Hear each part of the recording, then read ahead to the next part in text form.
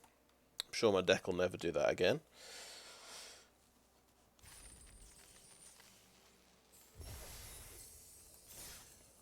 So that's okay. We've got at least a 50-50.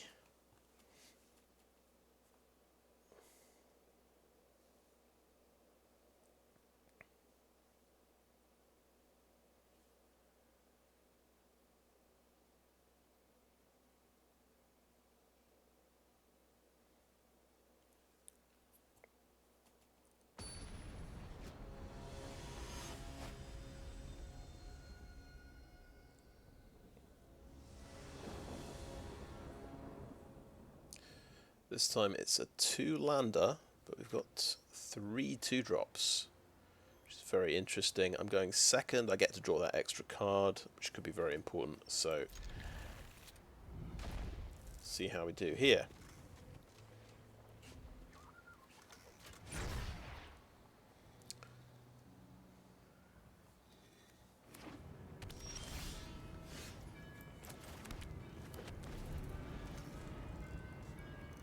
It wasn't a land. We've got 2 more chances to draw land. Okay, this is going to force me to block. And I think I might rather lose a Sky Crier. That's my theory.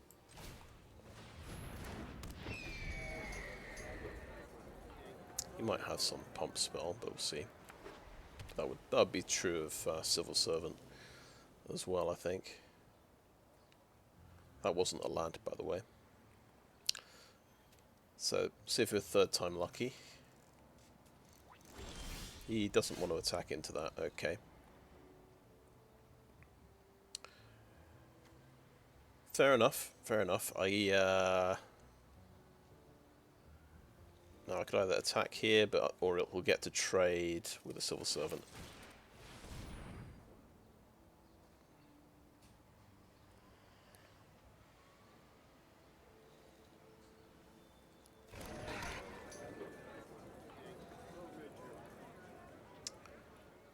But it's the old. We took a risk on a 2-lander on the draw, and yeah, we didn't draw a land in the top 3 cards. That's the tale as old as time.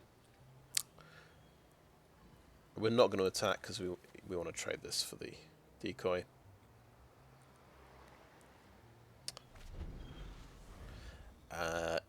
Not the first time it's happened, and I'm sure it'll happen many more times in the future, because the hand was good enough. It was a keep, I think. The hand remains a keep.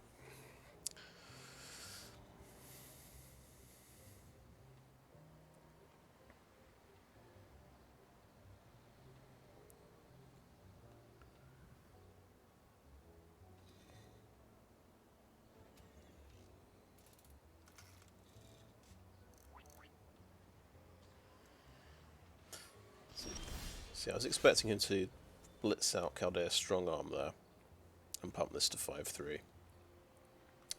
Right. Yeah. And we missed another land drop. There wasn't a land in the top 4 cards.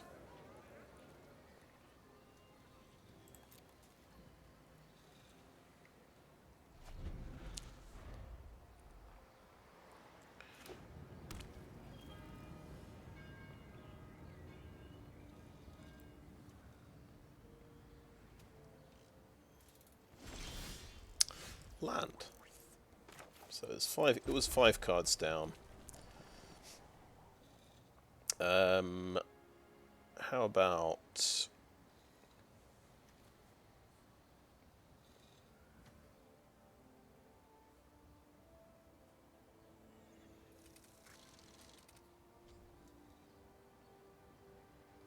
I think now that I've got a 3rd land, I feel more confident about attacking.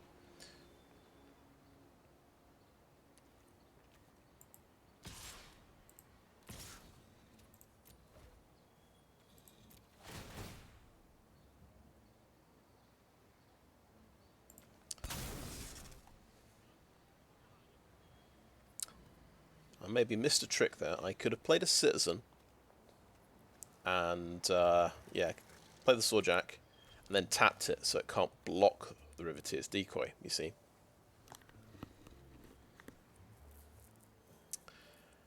And then have 6 power of lifelink going in.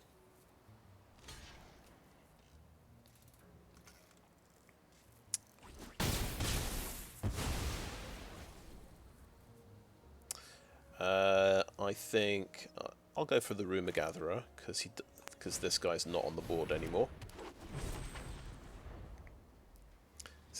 So it kind of not playing that meant I had the flexibility to play a Rumour Gatherer. So swings and roundabouts.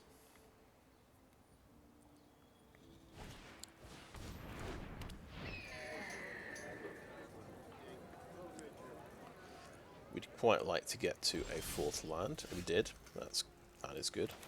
Very happy about that. We can start blitzing out strong arms, pumping Sky Criers and all of that.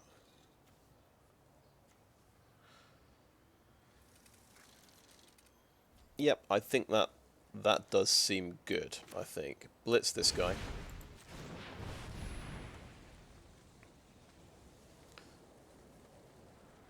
He might have kill shot.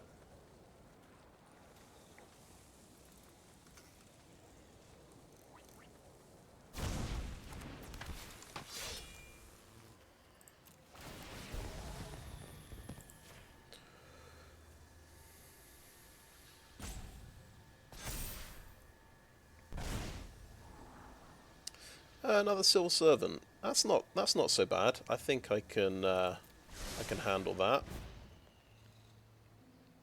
All right, good game.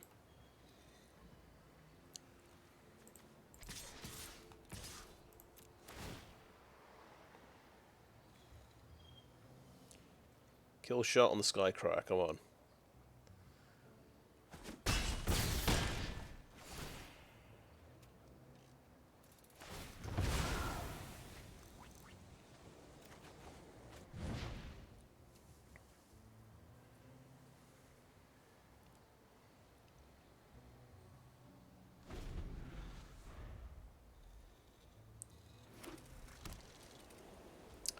Has he just drawn land? Is that the situation?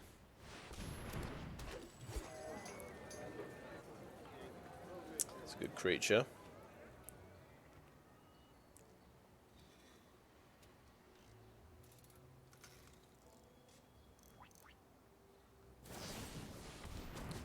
Oh, yeah, prize fight. It's a sensible move, I think.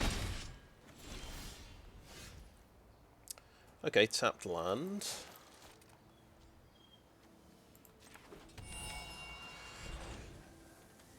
Now he could strong arm, blitz the strong arm, have a 4/5 Civil Servant.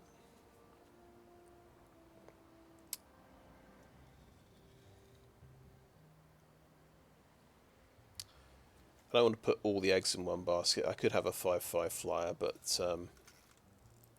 seems a little bit over the top.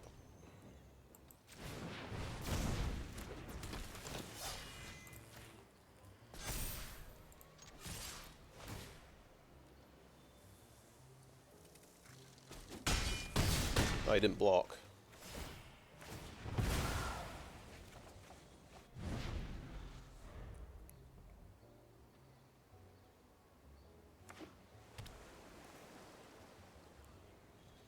He got his blue.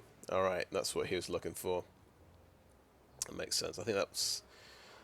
I suppose, yeah, maybe why he did the prize fight as well, to get access to blue.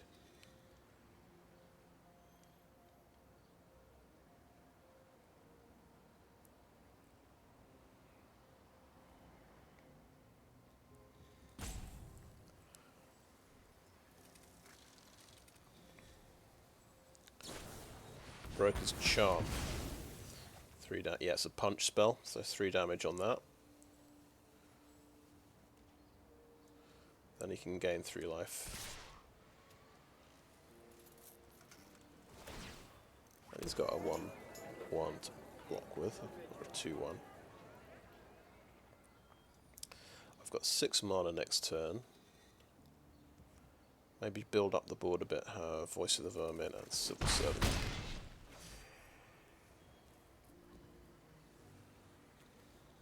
They are both citizens as well. Riveteers Decoy is interesting. That can blitz out for 4.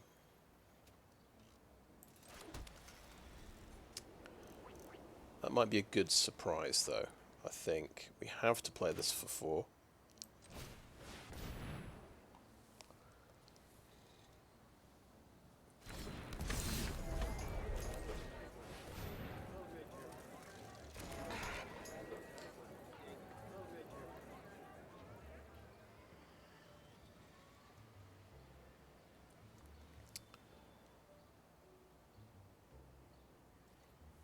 Attack with this.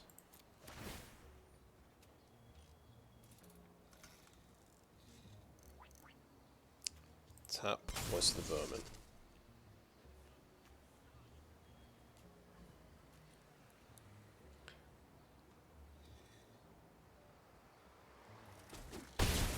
Letting it through, okay.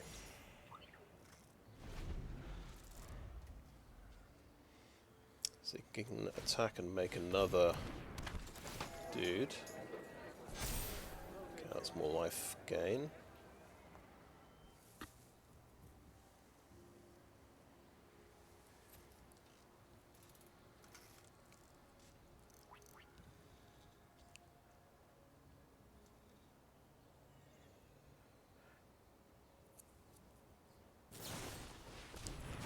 And even more life gain. Oh, they're both dead, okay. It's a trade-off.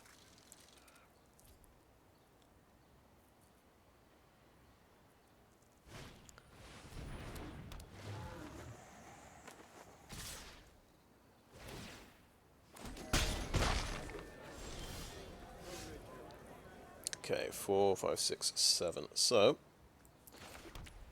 I think Decoy and buying a silence is quite good here.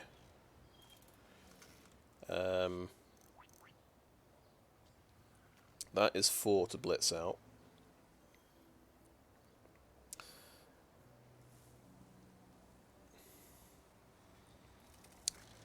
That's 5. So if we had 9 mana, we actually have the win on the board here. I think... No, we don't. He has 3 blockers. What am I talking about? So, buy your silence. I'm thinking on Darling of the Masses.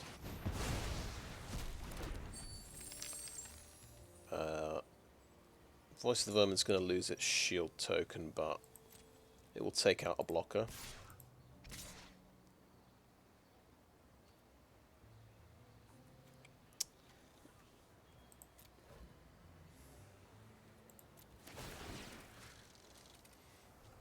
So this will get to 6/6 and be unkillable, right? Because he could gang up and kill the Civil Servant. Whereas the Voice of the Vermin is going to lose his shield token.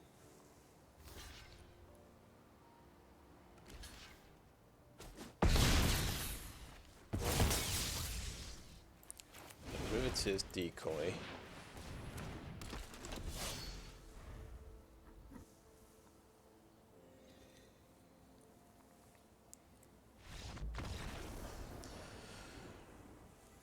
Okay.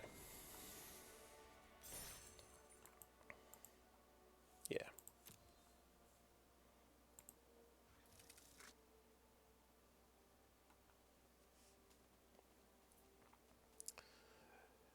So interesting. I don't think I've got past 50% record with Cabaretti before. I might be forgetting one, but usually I don't do that well with Cabaretti. I think, yeah, if you've got 3 Civil Servants and 3 Caldaia Strongarms, that helps quite a lot.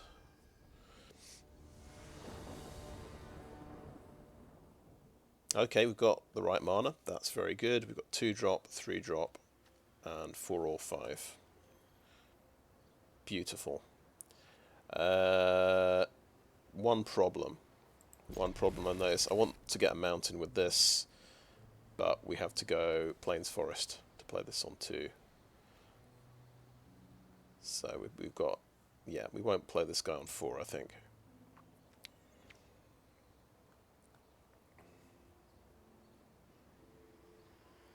For some reason, I always forget to check who's going first. Or, well, quite a lot of the time.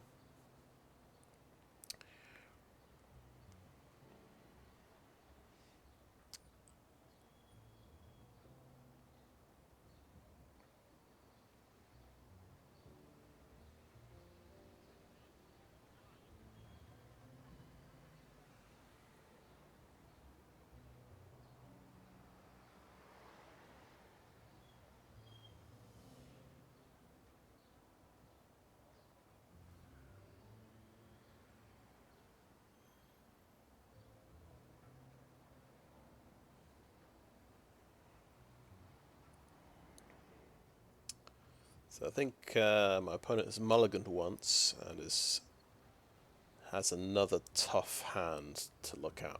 I've certainly been there myself.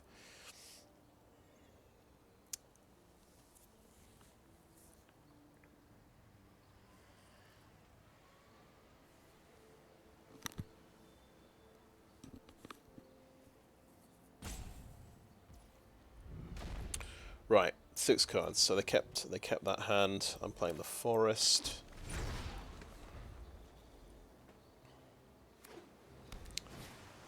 Well, he's got a 1-drop. It's a good start. We've top decked a mountain, so that is very nice. We can go for the Strongarm on 4 if we want.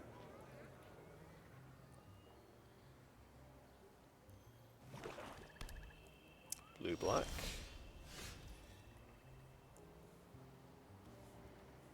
We gather it is an elf wizard, so yeah, I will just swing in.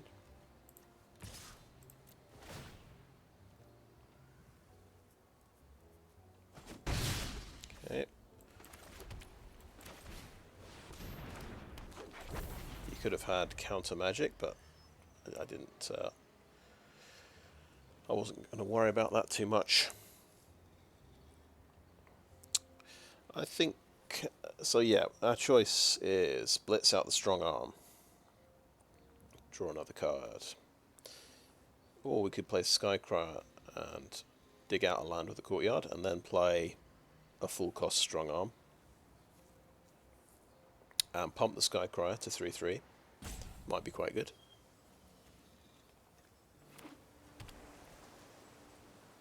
There's another body on the ground. We don't know how useful it's going to be against blue-black. If he's making a lot of unblockable fish, we might want to draw through the deck and try and get to our removal cards.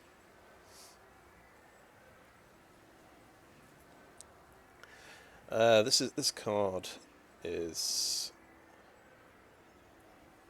slightly confusing. Not that confusing. Yeah. But yeah, it's got basically a death trigger that can kill something, like a civil servant.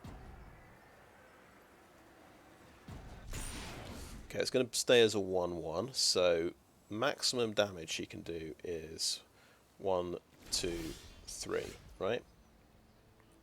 Just enough to kill a civil servant. So I could play around that and blitz out the Strongarm and pump the civil servant to keep the pressure up on his life total.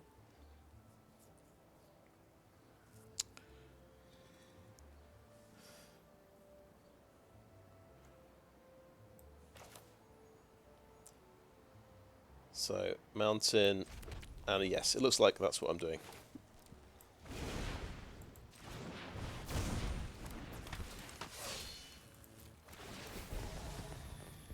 So civil servant's getting that's a decent creature. That could stop a flyer.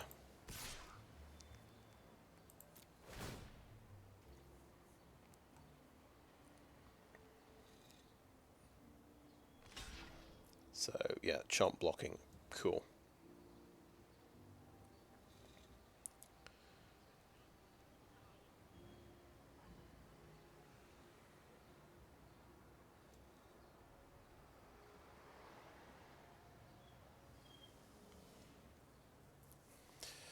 And an interesting note, Cabaretti Charm can make 2 creatures, so that we can actually draw a card off of Rumour Gatherer if we choose that option.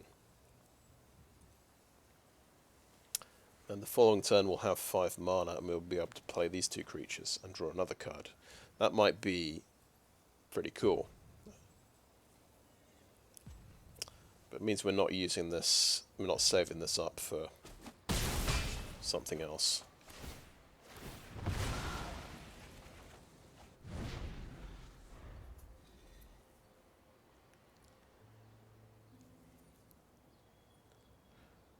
I guess the other point is, what I didn't think about there, he could have just jump blocked with that, killed my Rumour Gatherer. I didn't think about that at all.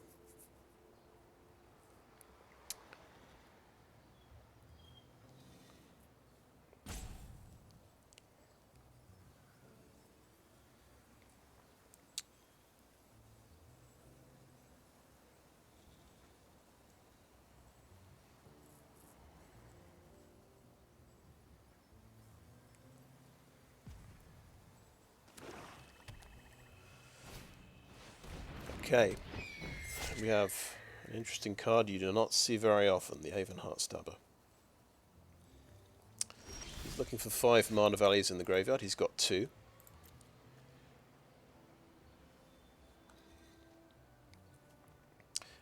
Very interesting, we actually... Right, well first of all, I can play 2 creatures this turn without using the Cabaretti Charm. That seems cool, so that's what I'm going to do. I think we'll only ever need 1 red mana. We might need 2 greens, so I will look for that.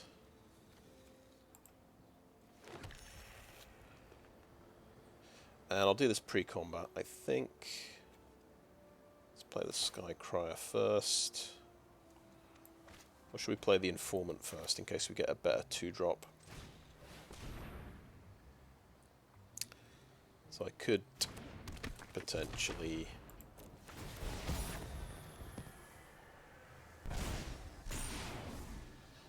Okay, we don't need this land.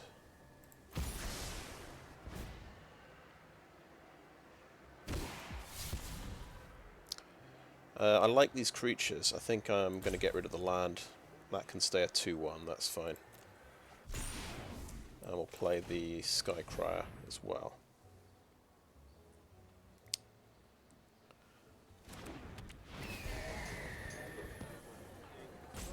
That's a citizen that can give this guy some lifelink. He'll probably chump block with a silencer and kill my Rumour Gatherer, I would guess.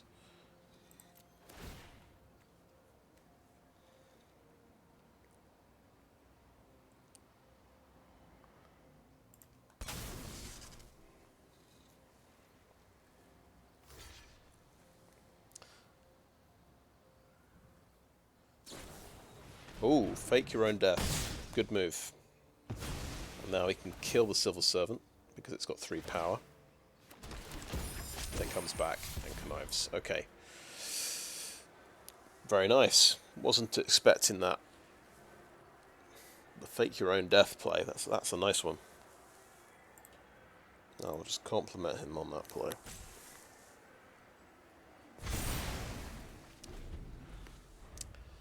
I've not seen much of Raffine's Silencer. This looks like the this could be the ultimate Raffine Silencer deck I'm up against here.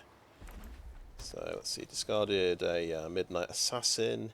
He's now got 4 mana values. Oh no! Oh, literally the worst possible thing. Yeah, the Nightclubber. I hadn't thought of the Nightclubber.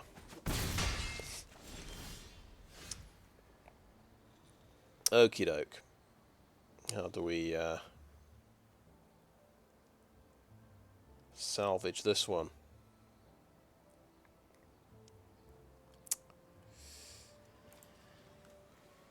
Now, he was thinking a lot about that opening hand, but it's turned out nice for him. So it looks like we do a Sawjack. and play an ominous parcel.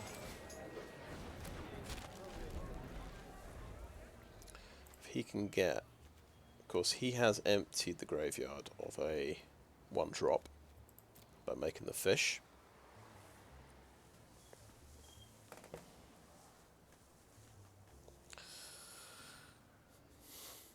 But that was the ultimate nightclubber. That was 3 for 1. Three real cards as well, not citizen tokens.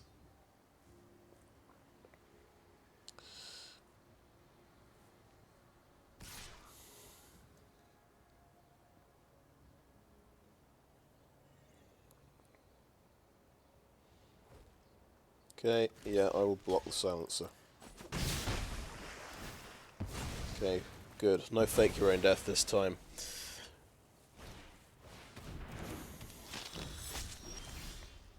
Building up some flyers. Right,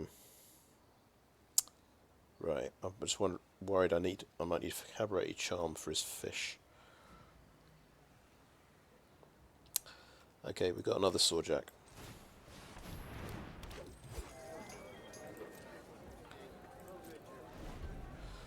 We might trade it for the Death Toucher.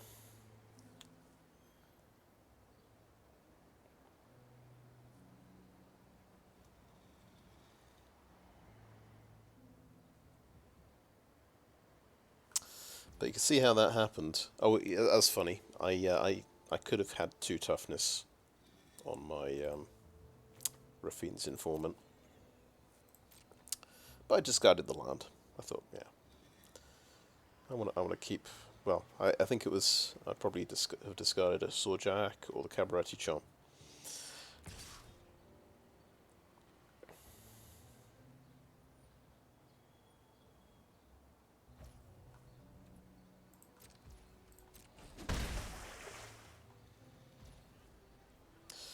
I mean, I could dig a land out of the deck. I think I need this removal card, though. Ice's Ring.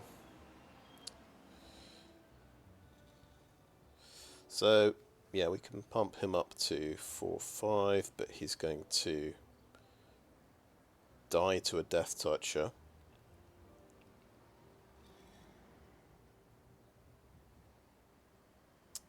That is the sad reality, I think, for this guy. What I need to do is find more answers in the deck, and I don't think... Do I need a 2/3 body on the ground? Arguably no. That's not good enough. Pump this guy up. Don't attack with it, just attack with that. Because one day we might have an answer to his Death Touchers. Or, well, we can blow them up with Ominous Parcel.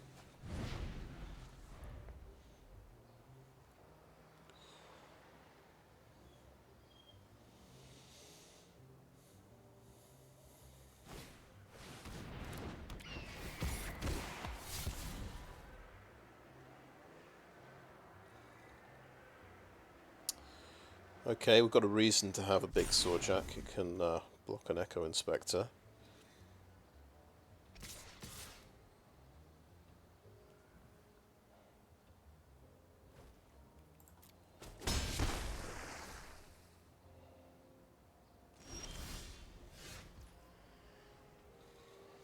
And the Cabaretti Charm can be a removal card. I think it might be a good one to shoot down a Midnight Assassin.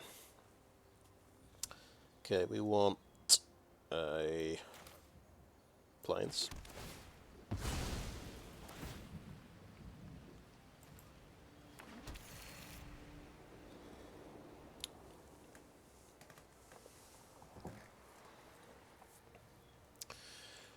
Oh yeah, we've got 6 mana, we could actually Warm Welcome, have 2 creatures, and then Cabaretti Charm to shoot down the Midnight Assassin. Right, I think that's reasonable, and that's instant speed as well, so we can do that on his turn. And we'll keep this back as so this guy has to block Echo Inspector because that's 2 damage. And we could blow up the fish as well, because we don't have a good way of killing that fish.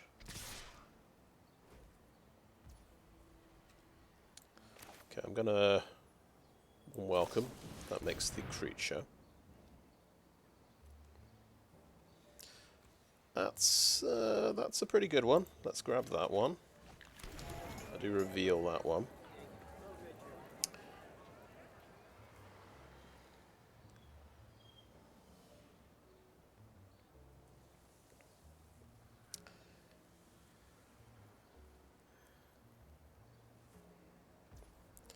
I think, yeah, shoot the fish. And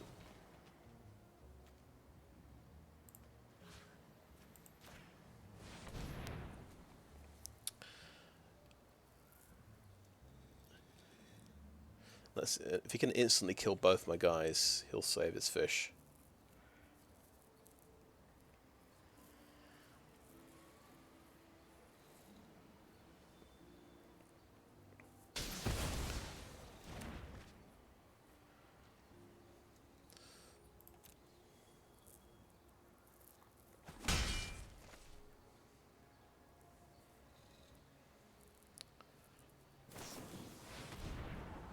Okay, draw 2.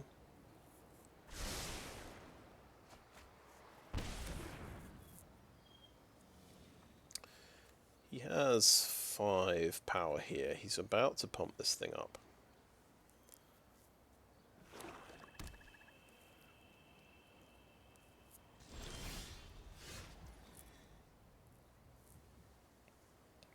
He knows I've got a Fleetfoot Dancer as well.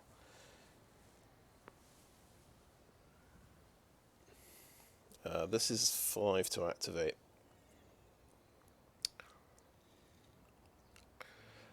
Doesn't feel great to just do this, but realistically, this guy's stopping the Echo Inspector from attacking.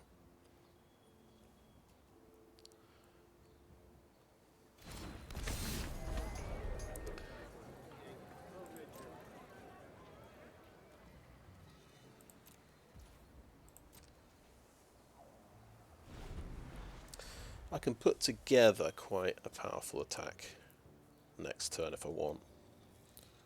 I won't be able to afford Ominous Parcel as well. So actually the perfect thing to top deck would be a cheap 2-drop creature. So Ominous Parcel and play a 2-drop would be good next turn. But this guy's just drawn 2 cards, he might have some good stuff. Yeah, Brokers Veteran's pretty good.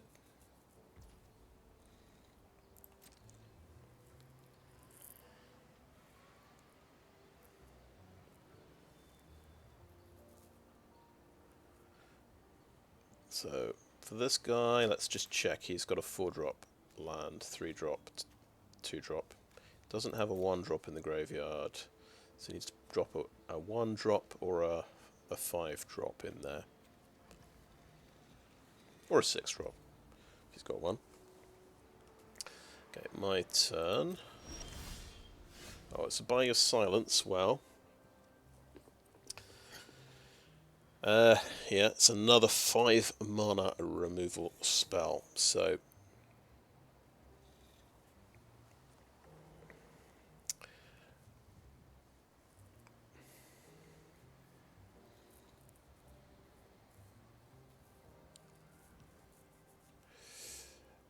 Right, I think let's use one of them. Let's blow up a Midnight Assassin.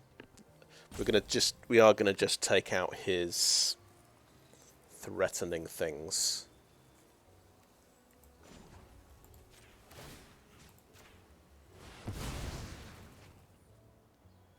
Could do this end of his turn, to be honest. It is instant speed. I don't know why I did it in my turn. We could have a 4-5, 4-4, and a 2-2 attacking, so that would lose the shield there. He's out of Death Touch, so this could be a 6-6. He has exactly 6 power to block with. And he could get messed up by instant speed removal. I'm going to say no attacks.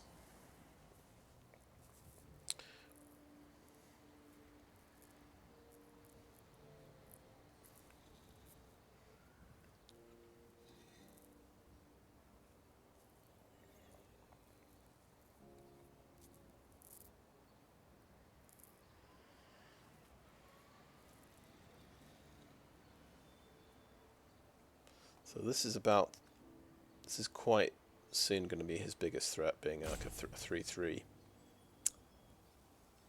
flyer. It's good to exile it because then he won't get to draw a card off it. So he has a lot of damage. He has Torch Breath. Okay. And that is a 1-mana spell. Nice. Okay. So these 2 flyers will get through for 5. Yep, he had something. Buy a silence on that.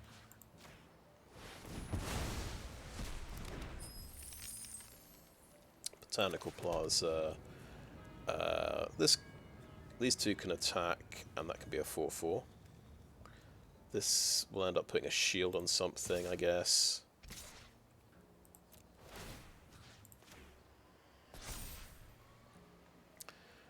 We're in a race situation. He can swing back for 6 if he wants.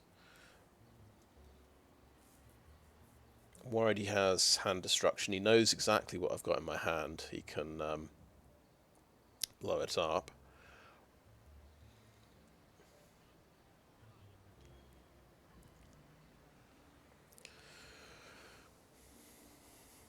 With that, I mean, he can remove it if he has the right card.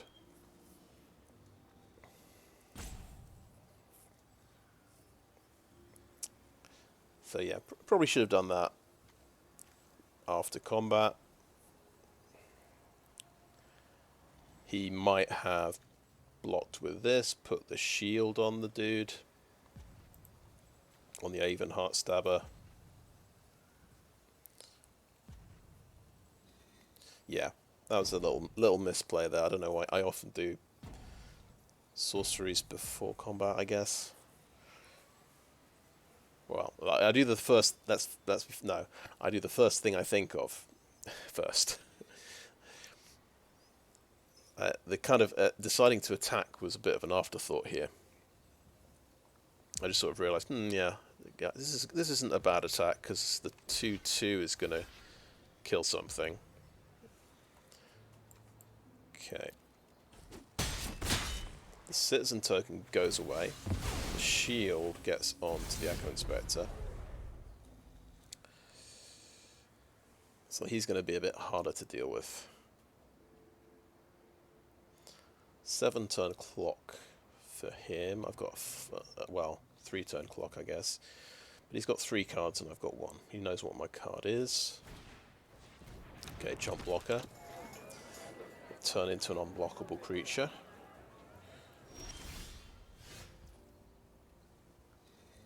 Okay, let's play could have a counter spell, couldn't he? That would be pretty awkward.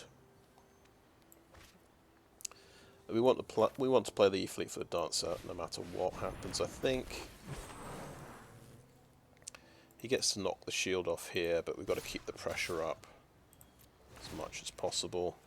Try and get 4 damage through if we can. He didn't attack, by the way. I assumed he must have attacked, but yeah, that is good. So his 4 damage gets through. We gain some life. This might get counterspelled. I'm just thinking because he's. But let's go for it. We did it. We survived. That's all right. Cabaretti Charm. Well, that's potentially 3 extra damage. If he blocks, it's 2 extra damage. Which could be enough. That could kill him.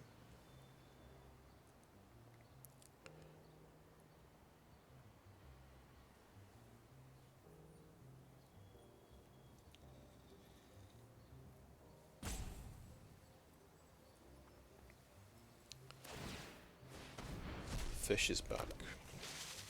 Got 6 mana left. It's got Strangle on the Voice of the Vermin. Good. Good start.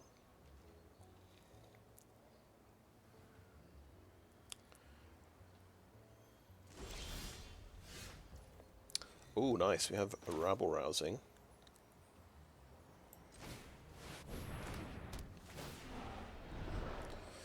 We are going to... Okay, Kill Shot won't work with that, so let's get the Riveteers Decoy. So, Inspiring Overseer is just going to chip a token, a shield token off there.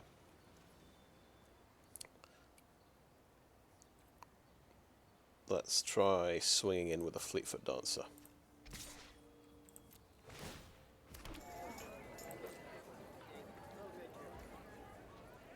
Four damage through. Okay, and end the turn.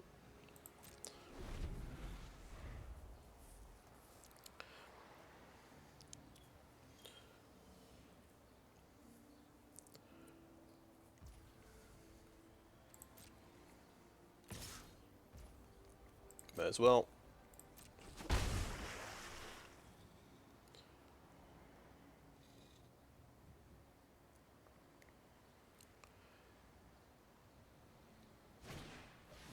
Grisly Sigil, nice. That does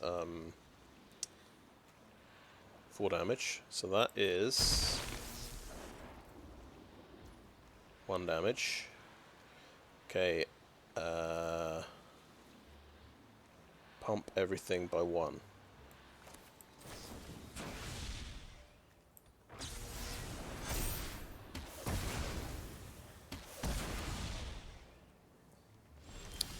And yeah, I was going to go for the 2 extra creatures. Okay, that gets... Yeah, he gained lots of life, by the way. He's on 6 life.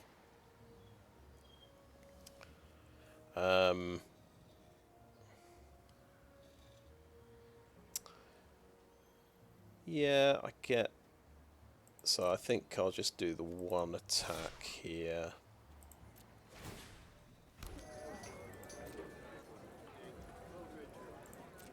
Okay. Play a Civil Servant. And end the turn there.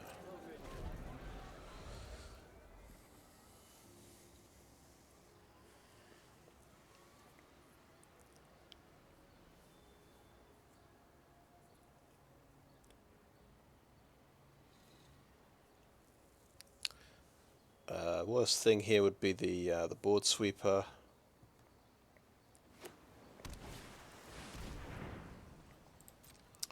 He's got a big creature.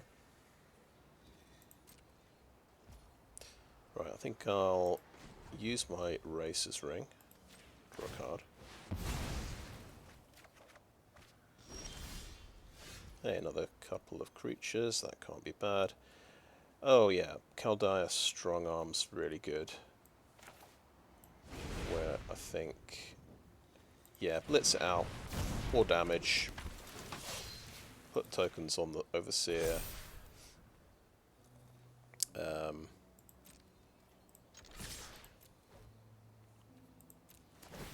Yeah, that'll do it. Okay, long game. Long grindy game. That gets us to 5 wins, I think.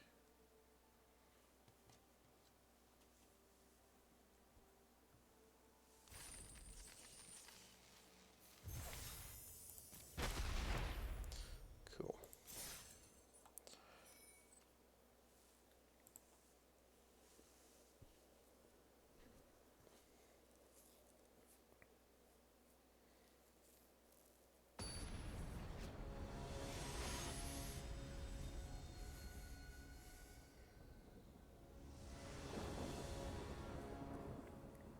Right, this doesn't give us access to Mountain. We've got a turn 3 removal spell. It's not the greatest. I think many people would mulligan this, but because my mana's alright, I keep it. It's playable. let's get a forest out of the deck.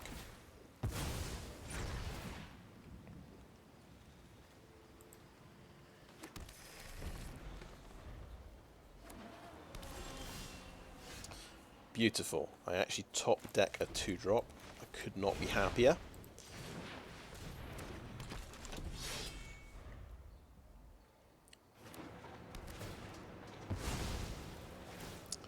We've got Caldaia Strongarm coming as well. A 5/3 decoy could be pretty painful to deal with. Let me top deck a mountain. That's really nice.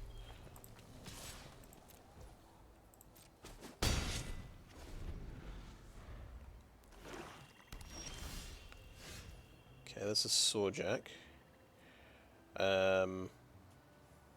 He's got nothing on the field yet, so I'm just going to keep attacking with this. It didn't die, that's good. I'm going to play the Sawjack, so I think I might go for the full cost Strongarm next turn. Just have a build up a board presence. Okay, okay. Fair enough. Well, we've got the card for that one. By a silence. And that gets us... We managed to get 5 damage through. So I think that's pretty good. Don't have to deal with an annoying shield creature.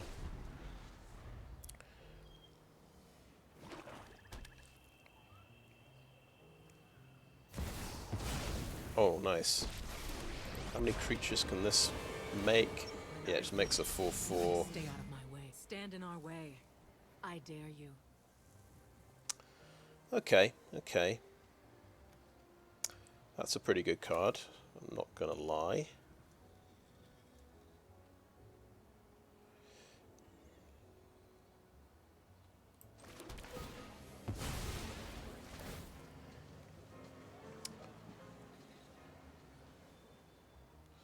Another mountain, or I think another plains could be quite good here. Right, so the options. Right, play. Yeah, I think play a full cost Strongarm here. We can kill Vivian this turn, but it means losing the decoy to the Rhino Warrior. Or we trade off with the Rhino Warrior with the decoy, get Vivian down to 1.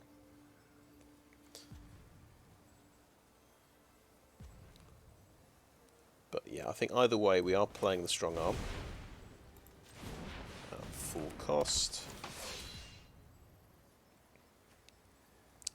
I think we'll let him use Vivian once, and we'll do this. Get 2 damage through. Trade off for a Rhino. Brave. But I sense your fear.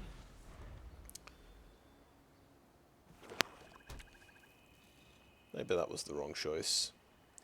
Well, to make a Rhino now he's got to sacrifice Vivian, so he's got loads of mana, so he can probably cast everything in his deck.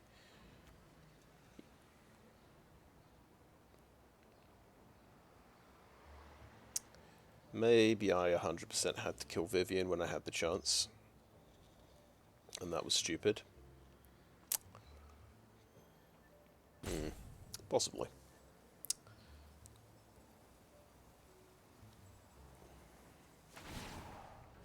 Mill 5 and get all the creatures. Okay, that's another Voice of the Vermin. Okay, he just hit 4 creatures. Sure. I should have definitely have killed Vivian. I thought, let's leave Vivian alive. Let's see him do something cool. Yeah.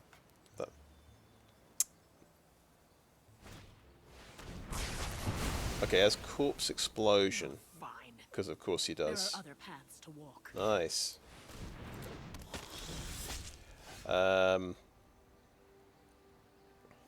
So 1 mythic, 1 rare down. Hope he's not got more surprises. I think we're a little bit behind now, somehow. Right, Civil Servant. Let's go.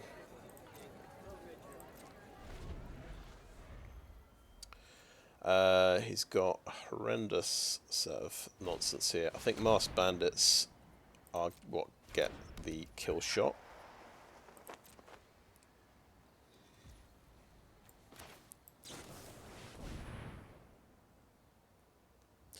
I can get my own voice of the Vermin to sort of match his one a little bit.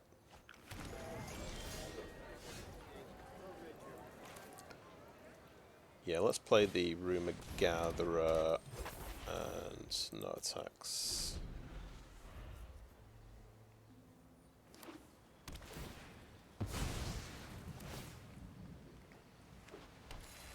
Okay, it's a 4-colour deck. He's trying to splash all of his rares into the one deck, I think. Wonder what the white rare is. Okay, kill shot him.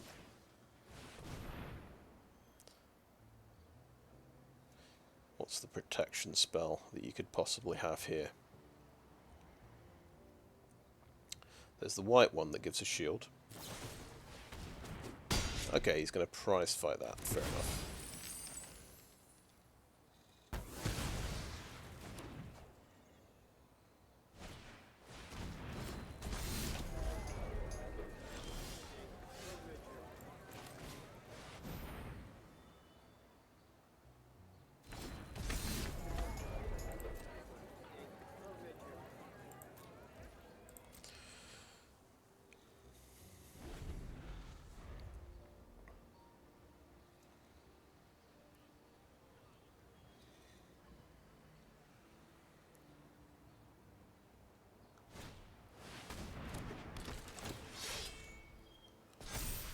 Okay, big voice of the Vermin. Midnight Assassin getting to 4/4 as well.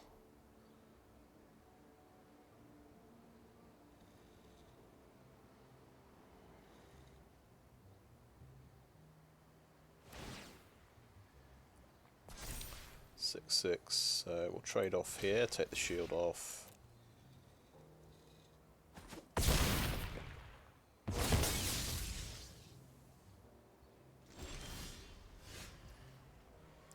Cabaretti Charm does 2 damage.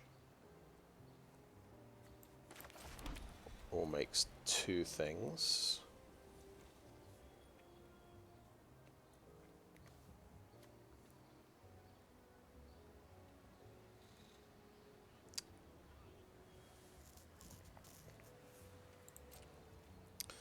Could potentially take out a Midnight Assassin if he tries to pump it to 4/4.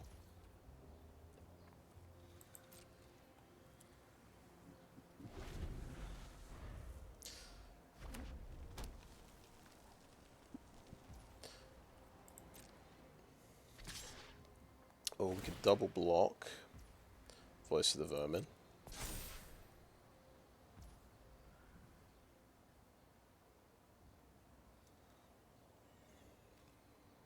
Or we could quadruple block it with citizen tokens.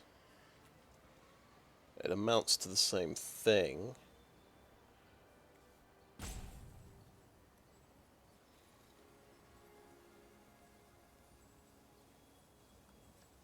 Does it amount to the same thing? Well,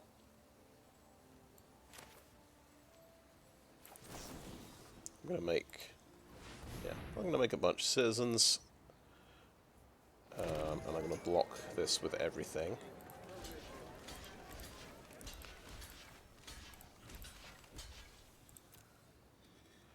And the problem is if he's got instant removal or a combat trick.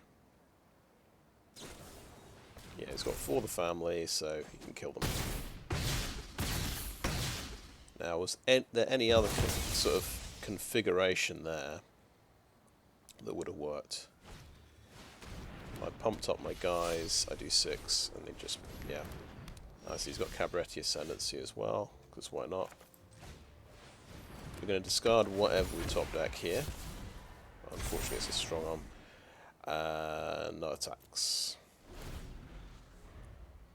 So that is the white rare he was splashing for. So he wanted his sort of one-way Howling Mine as well, because why not? That's going to be, so that's 4/4. I guess we'll see if he has another combat trick. We'll just double block here.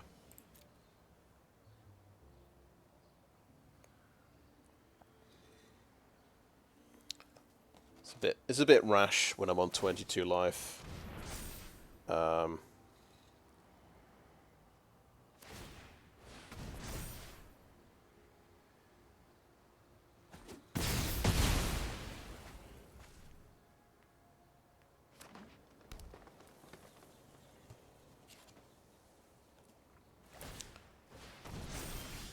Okay, and we're going to top deck land.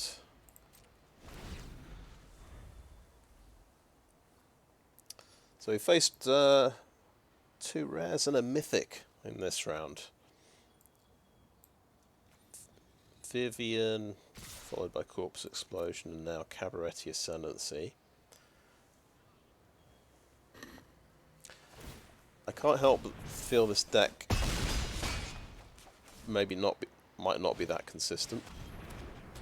It's got a nice 6-drop there as well. Well, we can cycle this one. Get another land, okay. Good game.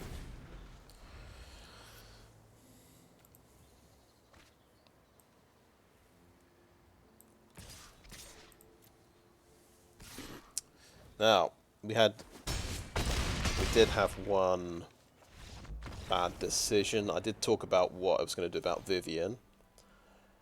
And I could simply have traded my 3/1 blocker, not blocker, decoy.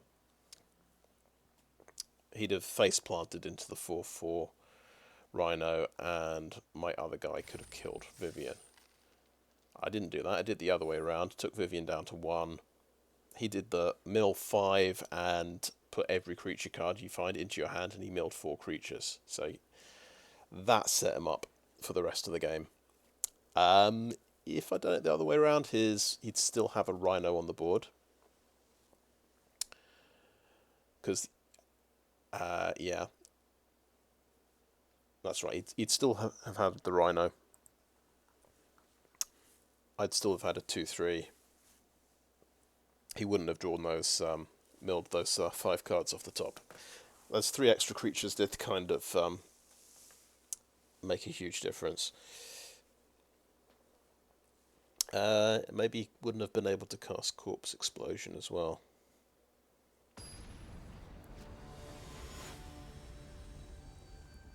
Oh, we're up against Mythic, number 302. And we don't have perfect mana. We can get a forest. So we've got our main colours. We can't cast the Cabaretti Charm though. I think we want to open with a Plains. Opponent's going first. I'm drawing an extra card, so that's going to help. We can use Warm Welcome to dig for a relevant creature. Okay. This suggests to me we want to dig for the forest right away and get on the board with a Civil Servant. We won't worry about Cabaretti Charm for the moment.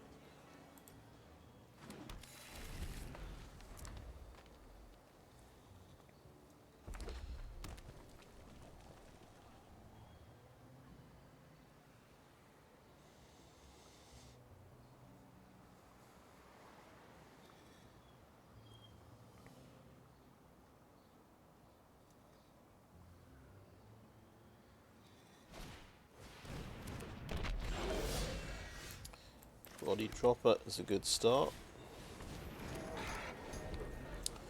See if this is a very aggressive low to the ground Rakdos aggro. It looks like it. Another really good 2-drop.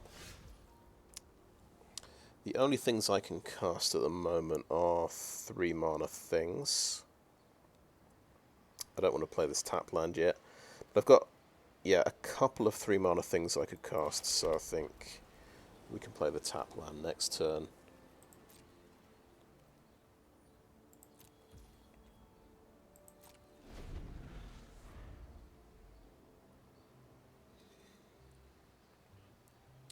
I think he missed a land drop. Because he went first, didn't he?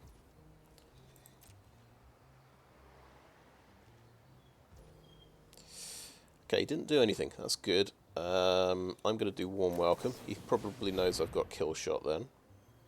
He's probably deduced it. We can get a Rumour Gatherer. That will help me with my future of my future stuff that I cast.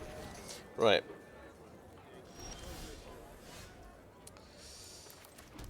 He might blow it up immediately, but I'm not going to worry about that.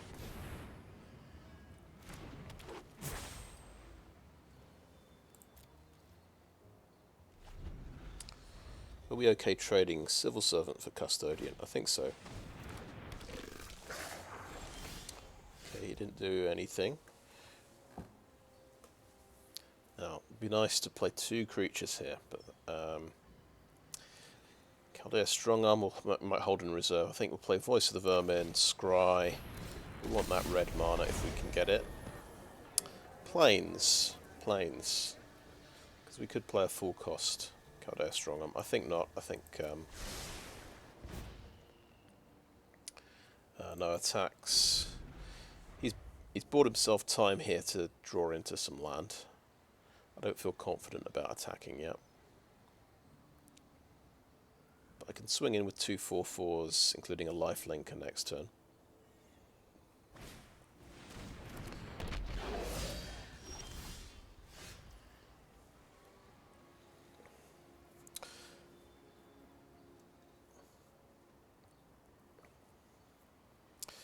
I could swing in with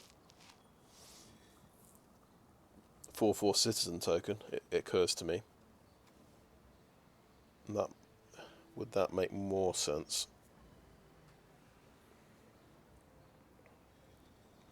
Or we blitz Caldaia Strongarm, make this a 4/5, and yeah, make it a 5/5. And then he's got to trade 2 things to block with it, and then this can be a 4/4.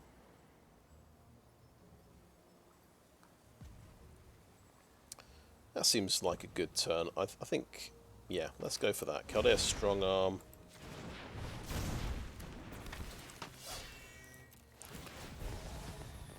Right, on to the Civil Servant, please. That's a good card. Attack. Attack.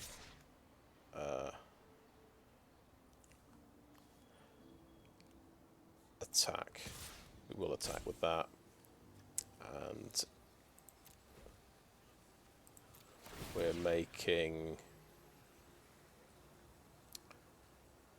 The Voice of the Vermin could be a 4/4, right? And we'll tap this to give him lifelink.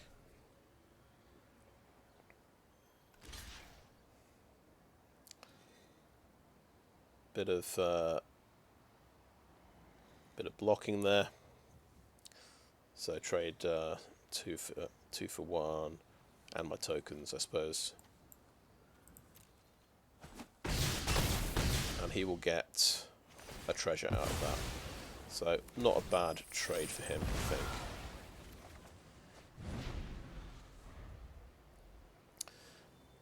Help him get out his next thing. So I've got 2/2 with shield and a 4/4 attacking in, I suppose, next turn. And we could blitz in the decoy, and that would force a block.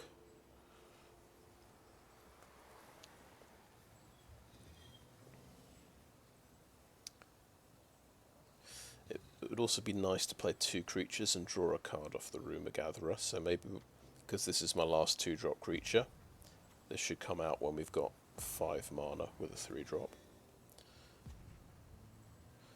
Might make a lot of sense. Okay, Plasma Jockey, and he's going to attack back.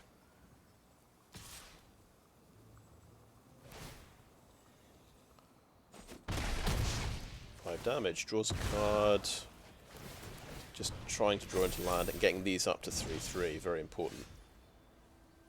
Okay, that's cool. So we're going to get our mountain here.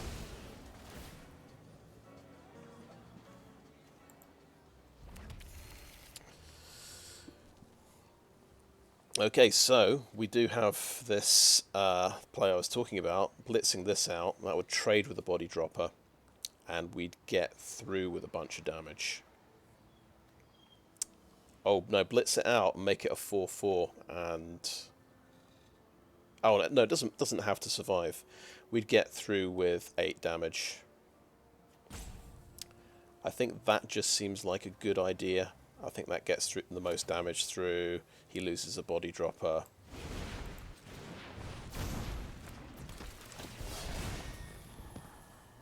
Yes, a 2-drop creature is actually really good for next turn. We want to pump up the citizen. It's good to see that Mythic players can get mana screwed as well. It's not just me.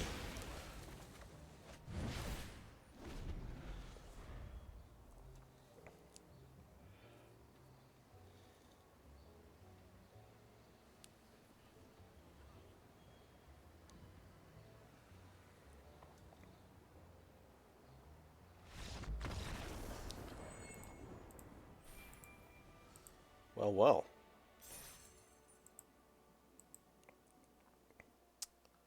I feel like this is looking like a good way to finish this series. Take a Mythic scalp, number 302. I'm going to remember that.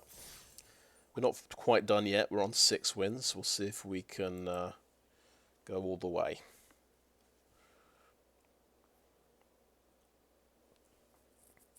I find it usually, this is where it gets into legendary difficulty. Again, this the last couple of wins.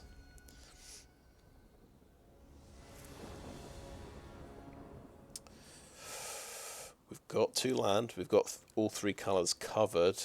But look at the mana values. We need, everything costs 3, and I'm going first. So that settles it. I think there's no way we can keep this hand. Too risky. Right, mulligan. Okay, we got land. This gets a forest. We've got mountain in the opening hand. We've got 3 3-drops. I think we put a land back in the deck. We're drawing another card with Overseer, so should be fine, right? Not the best hand, not the worst. It will do.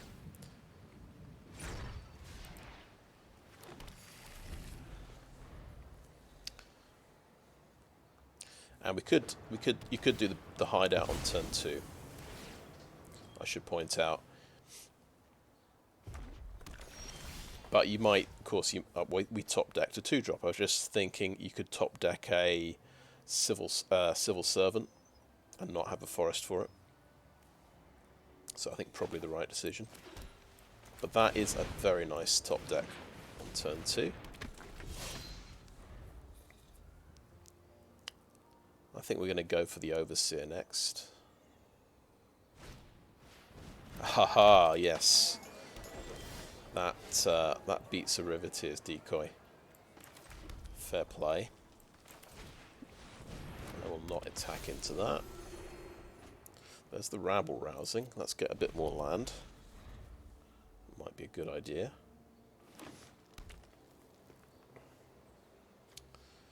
Riveteers. No sign of a swamp yet.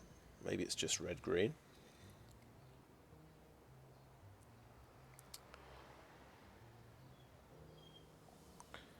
What the thing about Warm Welcome, I'm thinking if I use it, I could just knock land off the top of the deck, and it'll be a feel-bad moment. I'll feel terrible about it. And that's why I'm not going to do it. I'm going to attack with a flyer.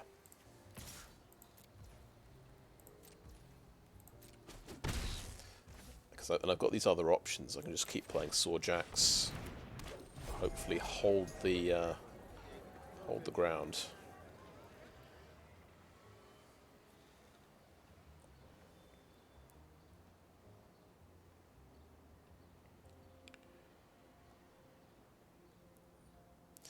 This pump at the moment pumps up to 3/3.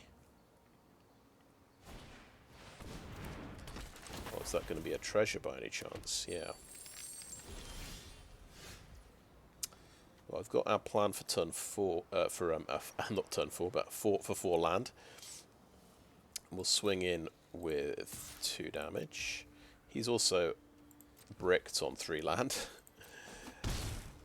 And we'll play another Sawjack.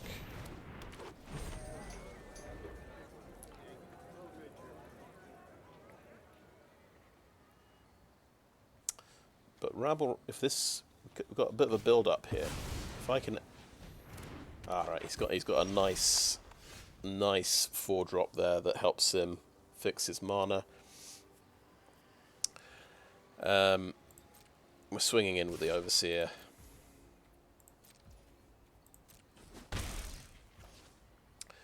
We're potentially taking this risk because, yeah, we still didn't top deck land. It's probably all sitting on top of my deck, but I feel like I ought to do a warm welcome. And I might get another relevant creature.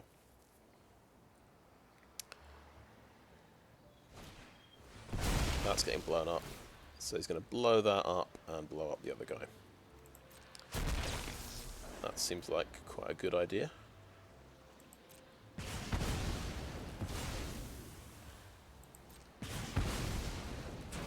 He does have his swamp now.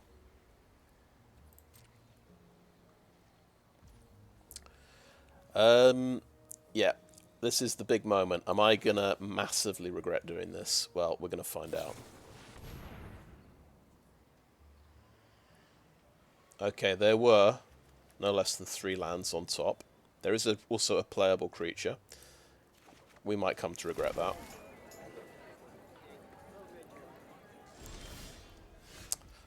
Fleetfoot Dancer. See, it's taunting me.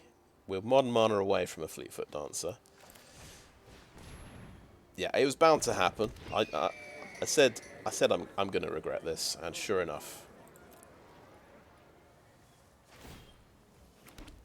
I mean, statistically, you know, the lands are going to be distributed randomly, right?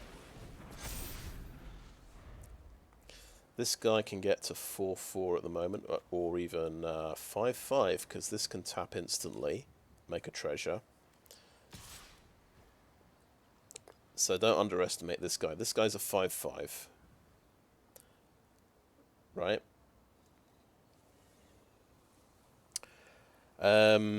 We could block now. He's going to just get bigger and bigger.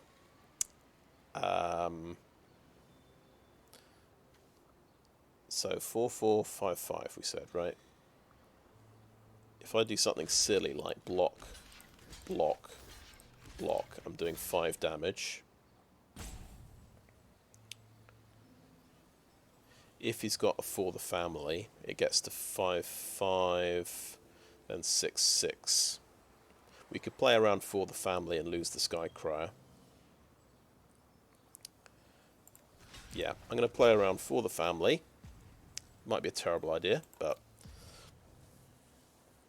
I've run into For the Family a few times already today, so maybe once.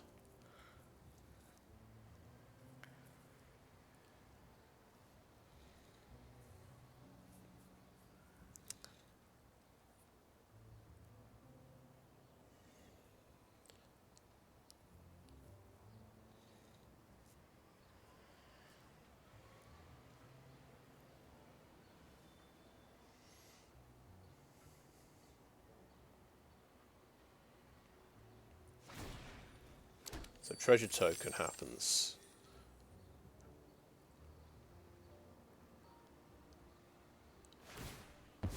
He gets to 4/4. If he has a Fake Your Own Death now, I'd feel pretty bad.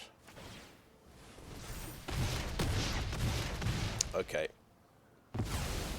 Right, we traded 3 creatures for 1, and we've got something that can fix my mana. I'm going to look for a Plains so I can get Rumor Gatherer next turn. That was painful.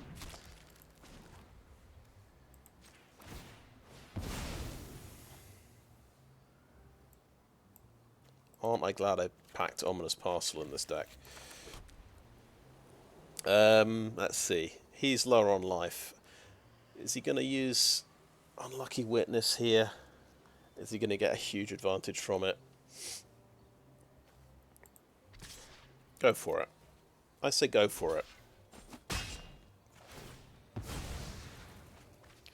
Because he could sacrifice it to something. There's his land on top, you see? I'm glad he got 2 lands so he can't play both of them.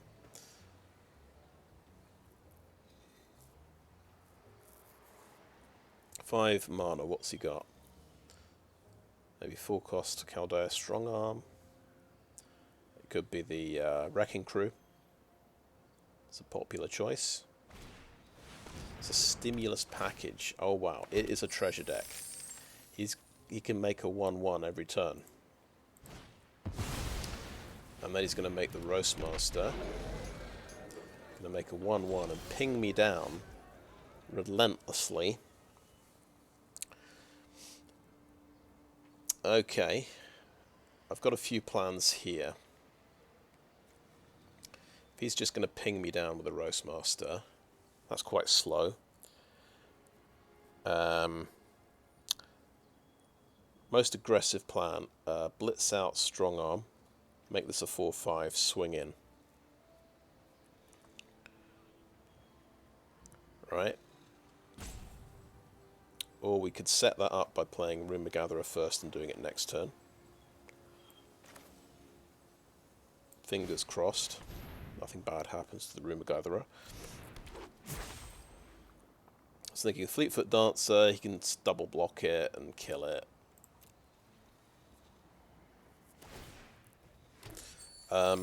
Actually, what do we buy your silence here?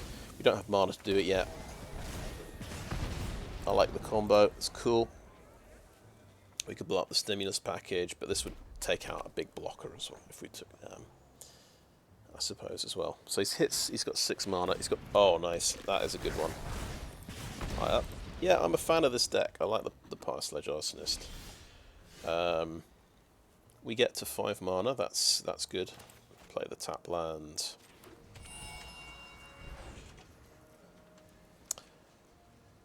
Fleetfoot Dancer.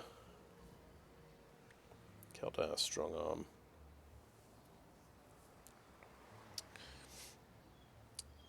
I think Fleetfoot Dancer, don't attack.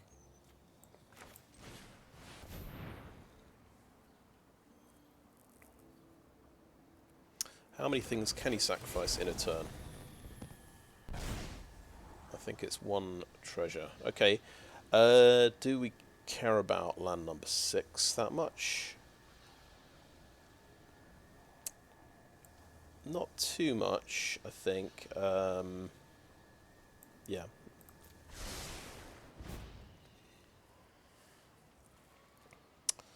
Right, no attacks. So there's several things here that are quite scary. Maybe the... Okay, that's gone, right. No worries. Glittermonger is enabling. Oh, right, yeah. Rumor Gatherer dies to Power Sledge Arsonist is the other thing that happens this turn.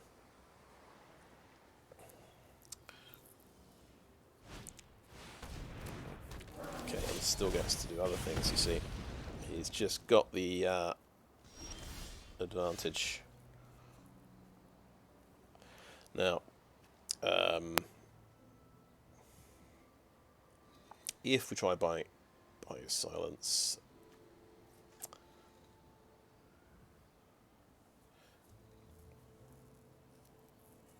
right.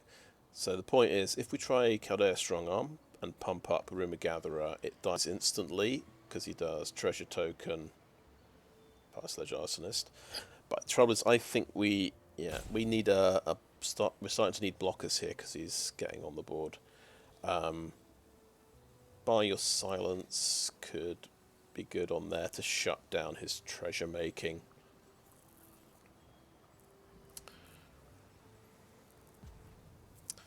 It's looking like it's getting out of control here. I'll try playing a creature.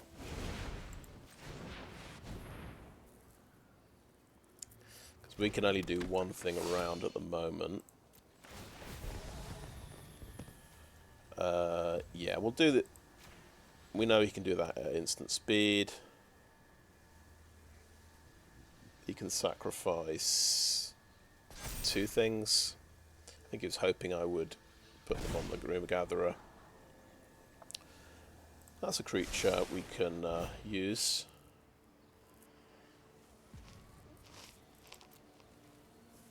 We are desperately just going to try and hold on here until we can do something cool like Rabble Rousing.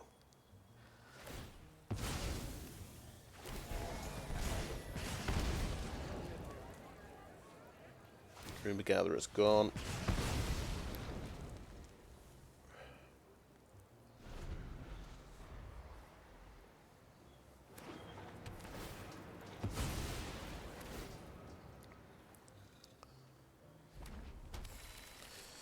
If we get to 4 creatures, we could try and shoot Glittermonger.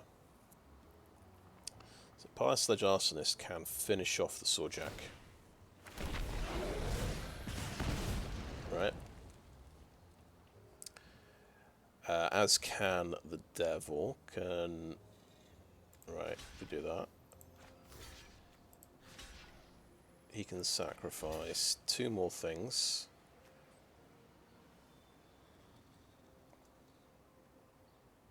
Two more treasures this round, and that can get to 3 damage. So I think either way I'm going to lose both my creatures, so I think I just need to block like this.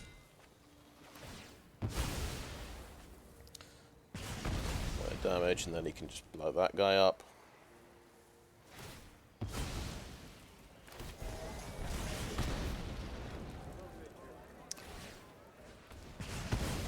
I think more to the point, 2 damage on the Pyre Sledge Arsonist looks good if I could actually get 2 creatures out. That's the only problem.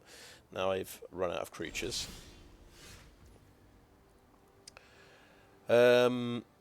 So it's probably too late to kill the Glittermonger. I don't know.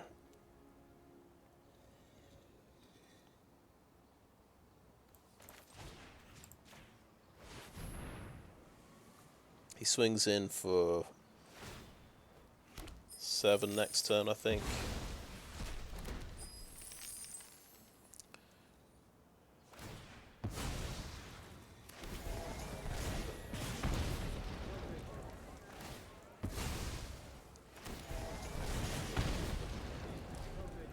So that's 8. No, sorry, he swings in for 10 this turn.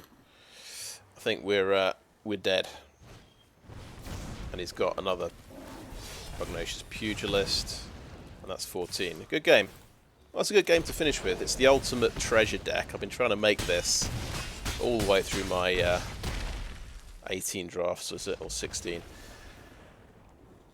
So that's nice. That's nice. I managed to beat a Mythic player the game before, so I'm happy.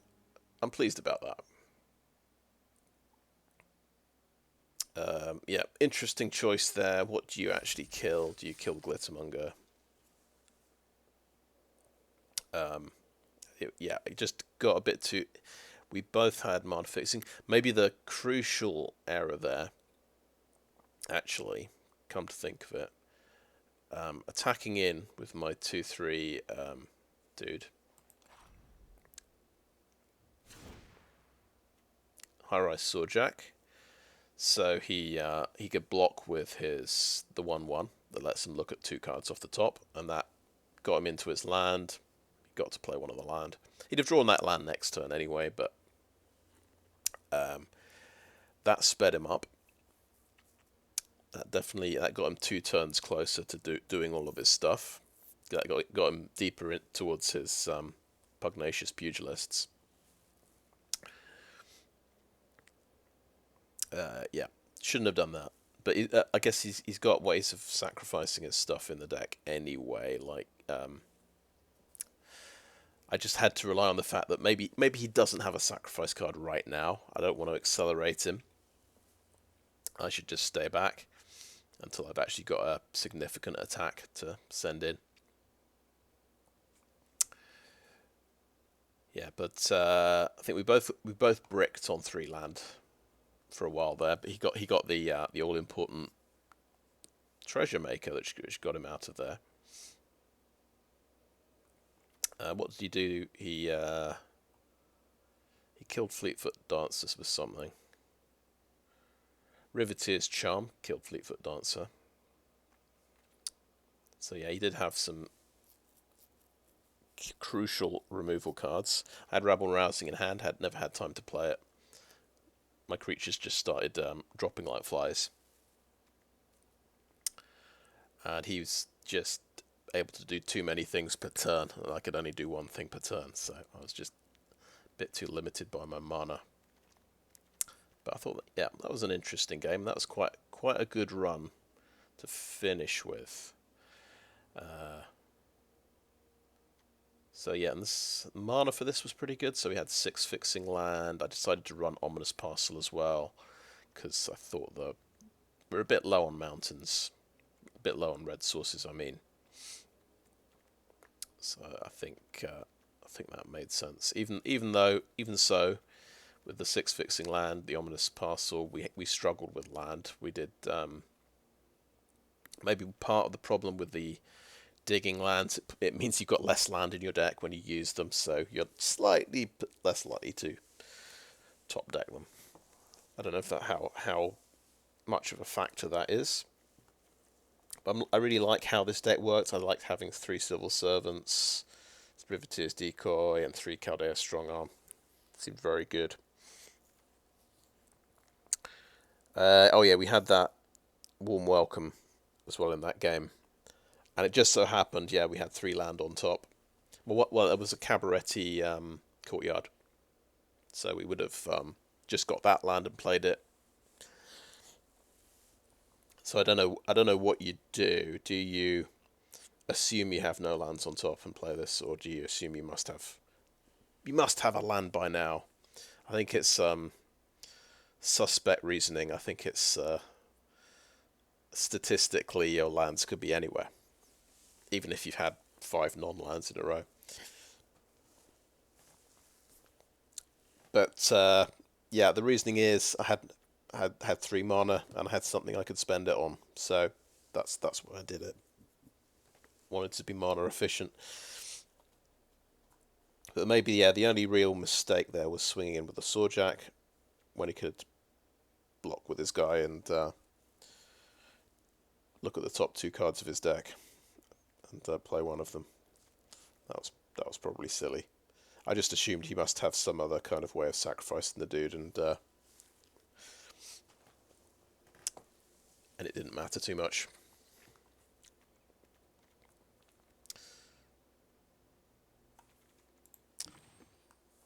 But yeah, that seemed to work. And that was just, drafting strong cards, getting some strong 2-drops. That's the difference between this draft and the previous draft where we're at 0-3. Very weak early game. No Civil Servants in the previous draft.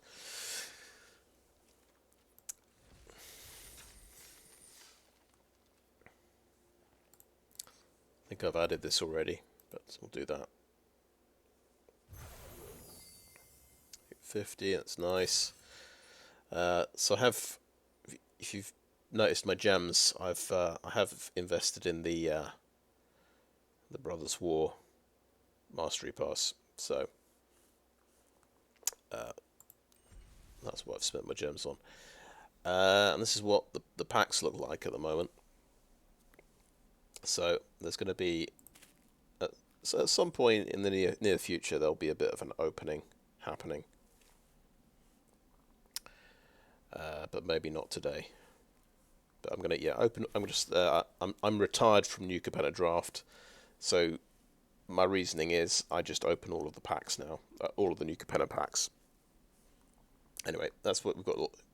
We've got that to look forward to. So I think that's the video. Thanks for watching.